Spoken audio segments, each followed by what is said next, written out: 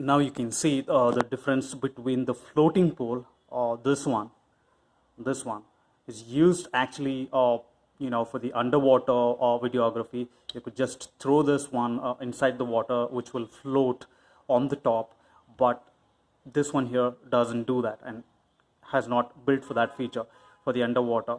But this in fact acts like your phone gimbal, maybe, but doesn't move like a gimbal, but it can act like one to take a different angular shots, to help you take a stable angular shots and videos. But this one here is really useful when you take underwater videos, which will also float, and a very grippy accessory, I would say. And then I have also ordered this one via Amazon last week for the protection of my GoPro camera. You can also cover the lens, which is really beautiful. You could just put it like that and the lens will be covered, and this is for the whole body of your camera. And this is really a nice accessory, I would say. So totally worth it. Didn't spend so much buying these accessories.